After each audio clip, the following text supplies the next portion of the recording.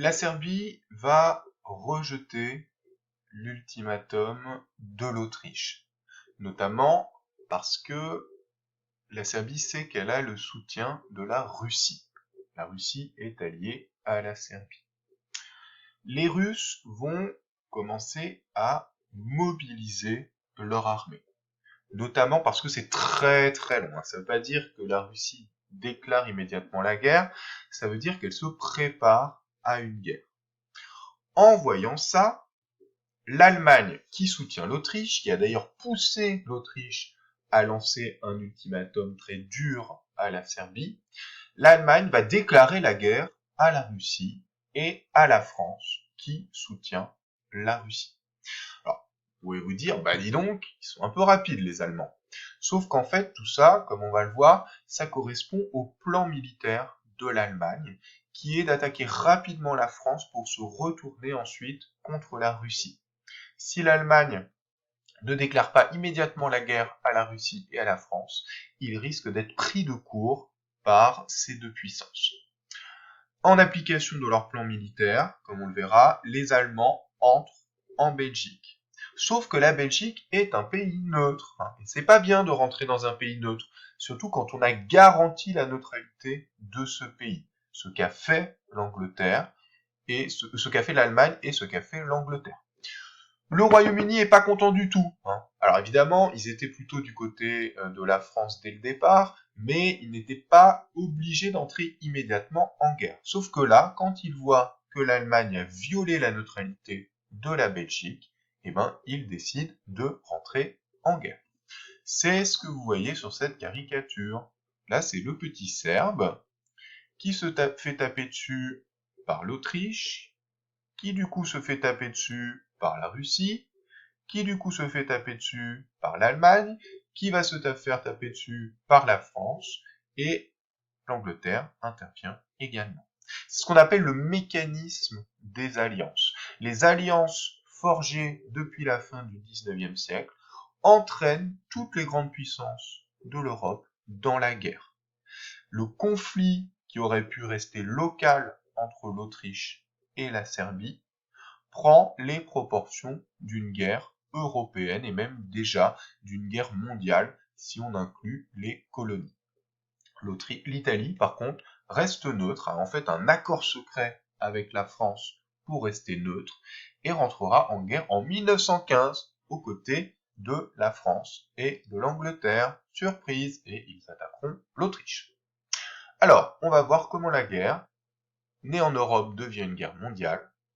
Pourquoi on peut parler d'une guerre totale pour la Première Guerre mondiale et quelles seront ensuite les recompositions des relations internationales après la Première Guerre mondiale.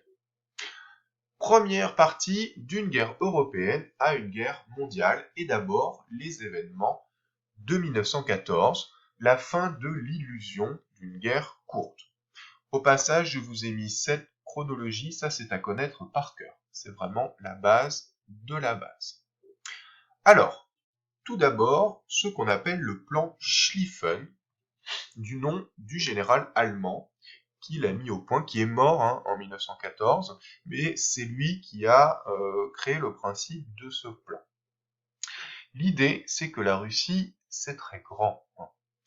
Et du coup, les troupes russes vont prendre beaucoup de temps pour arriver jusqu'aux frontières de l'Allemagne.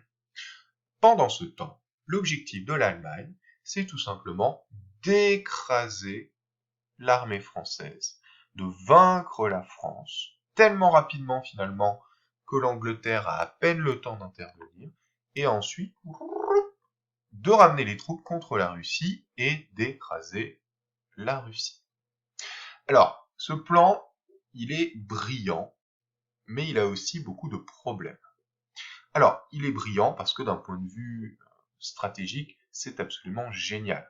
C'est-à-dire que les Français ont rassemblé leur armée essentiellement au niveau de la frontière de l'Alsace, mais plutôt que de les attaquer directement, les Allemands veulent contourner les armées françaises par la Belgique.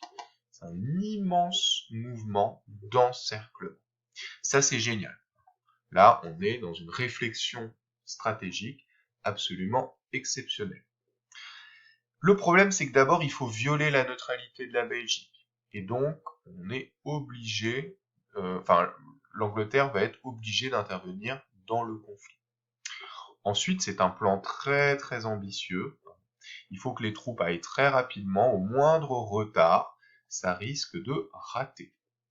Et ensuite, il faut que les Russes soient lents à se mobiliser. S'ils sont un peu trop rapides, ce qui va être le cas, il faut enlever des troupes de France pour les ramener de l'autre côté. Donc, vous voyez que c'est un plan qui est très risqué et qui justement va rater. Alors au départ, ça se passe très bien. Les Français sont surpris. Les troupes allemandes font la conquête de presque toute la Belgique et commencent leur mouvement d'encerclement. Sauf que vous voyez sur cette carte, le mouvement des armées allemandes n'est pas exactement le même que celui qui était prévu par le plan Schlieffen. Vous voyez ici un très très grand mouvement d'encerclement qui contourne Paris et une réalité où petit à petit, alors ce sera un peu compliqué d'expliquer pourquoi, mais on va dire à la suite d'un ensemble de mouvements militaires, petit à petit, les armées allemandes vont tourner avant Paris. Le mouvement n'est pas aussi grand qu'il aurait dû l'être. Et les Français, avec l'aide des Anglais, vont réussir à remobiliser leurs troupes, à stopper l'avance des Allemands et à contre-attaquer. C'est ce qu'on appelle à l'époque le miracle de la Marne. La bataille de la Marne, c'est pas une bataille comme on l'imagine, une bataille en une journée sur un champ de bataille, c'est plutôt un ensemble de combats tout le long du front. Les Allemands, qui ont dû d'ailleurs enlever des troupes pour faire face aux Russes, sont stoppés par les Français et les Anglais et vont être repoussés. Ce que vous voyez sur cette carte en pointillé, c'est l'avancée maximale des Allemands qui sont bloqués sur la Marne, qui reculent de plusieurs dizaines de kilomètres. Mais là où ça va être problématique pour les Français, c'est qu'ils ne vont pas réussir à totalement repousser les Allemands. Et les Allemands vont conserver tout un ensemble de territoires belges et français et vont parvenir à stabiliser leur front. Donc la bataille de la Marne, c'est une bataille décisive puisqu'elle stoppe l'avancée allemande, elle marque l'échec du plan Schlieffen, mais elle ne parvient pas totalement à retourner la situation. Et on va passer à la fin de l'année 1914 d'une guerre de mouvement à une guerre de position. Dans les semaines qui suivent la bataille de la Marne, vous voyez ces flèches, on va parler de la course à la mer. Il s'agit en fait de tentatives des Français et des Allemands pour envelopper l'armée adverse. Et on va arriver comme ça jusqu'à la mer du Nord. Et là, le front va se stabiliser. Qu'est-ce qui se passe? On creuse des tranchées. C'est un mouvement presque naturel. Quand vous prenez des gros obus sur la tête, votre réflexe, c'est de vous mettre au sol, voire de vous enterrer, de creuser des tranchées. C'est pas quelque chose qui a été inventé en 1914, la tranchée. Ça existait dans les guerres précédentes. Mais là, ça va prendre des proportions énormes, puisque les Allemands vont s'enterrer pour défendre les positions qu'ils ont réussi à acquérir. Vous voyez une belle tranchée allemande avec du bois, du béton, un Dutch Qualität. Et de l'autre côté, les Français vont également s'enterrer et améliorer leur système de défense. Comme je vous le mets, l'espoir d'une guerre courte disparaît. Les Allemands avaient prévu de gagner en quelques semaines et les Français pensaient aussi que la guerre serait rapide. Or, à la fin de l'année 1914, la situation apparaît bloquée. d'autant plus que ces tranchées vont petit à petit être de plus en plus impénétrables. Vous voyez une première ligne de tranchées avec des mitrailleuses, des sacs de sable pour protéger les tireurs, des barbelés qui empêchent les coups de main faciles à travers le no man's land, et une deuxième ligne, une troisième ligne, des boyaux pour relier ces différentes lignes, des tranchées qui suivent des lignes brisées pour empêcher les tirs en enfilade, l'artillerie qui va être derrière. Tout ça rend le système de tranchées de plus en plus difficile à percer. Bon, de toute façon, à la fin de l'année 1914, la situation est d'autant plus bloquée que plus personne n'a d'obus. Là aussi, les armées avaient prévu une réserve d'obus pour quelques semaines, voire quelques mois de combat, et tout a été épuisé extrêmement rapidement.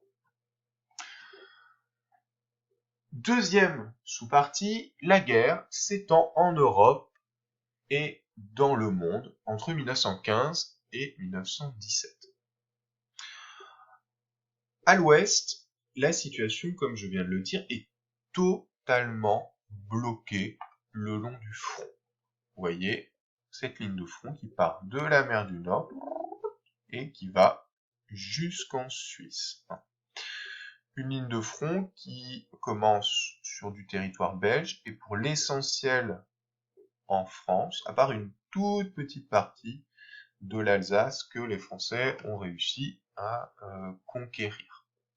En 1915, qu'est-ce qu'on fait? On teste un petit peu le système de tranchées pour voir si on peut organiser une percée, c'est-à-dire transpercer le système défensif adverse pour reprendre une guerre de mouvement. Alors le problème, c'est que tester le système de tranchées, ça veut dire balancer des dizaines de milliers de personnes qui vont se faire massacrer lors des offensives de Champagne et d'Artois en 1915. Vous voyez, offensive de Champagne, alors d'ailleurs elle n'est même pas mise en 1915, offensive d'Artois en 1915, les Allemands aussi vont tenter dans la région d'Ypres, mais ça ne permet pas d'effectuer de percées. En 1916, alors je rentre pas dans les détails parce que vous avez une fiche sur tout ça. En 1916, les Français, les Anglais et les Allemands ont désormais des moyens beaucoup plus importants, notamment en artillerie, et vont tenter de nouvelles offensives beaucoup plus ambitieuses que celles de 1915. C'est ce qu'un historien a appelé les hyper-batailles de 1916. L'offensive allemande sur Verdun, vous voyez, qui permet une petite progression, mais finalement, la percée est impossible et ça ne change rien à l'organisation du front. De leur côté, à partir de juin 1916, les Alliés vont lancer l'offensive de la Somme, la plus grande bataille de la Première Guerre mondiale. Donc c'est une offensive qui est menée essentiellement par des Britanniques, mais avec aussi des troupes françaises. Vous voyez là encore une petite progression, mais les Allemands vont réussir à bloquer cette offensive de la Somme. Tout ça, ça fait des centaines de milliers de morts pour finalement des gains territoriaux qui sont absolument ridicules. Du coup, la question c'est qu'est-ce qu'on fait pour essayer de gagner? Et la réponse, ça va être d'essayer de voir les autres fronts. En 1915, l'Italie entre dans la guerre.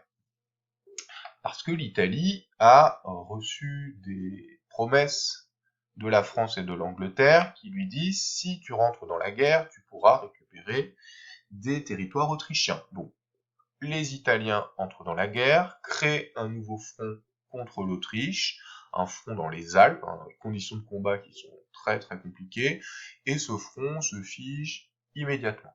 C'est-à-dire que ça va être à peu près impossible de percer dans cette région, et ça sera de toute façon un front secondaire pendant toute la guerre. Et qu'est-ce qui se passe de l'autre côté, puisqu'on n'a pas beaucoup parlé pour l'instant de la Russie? Et la Russie, elle a mobilisé plus rapidement que prévu. Ça a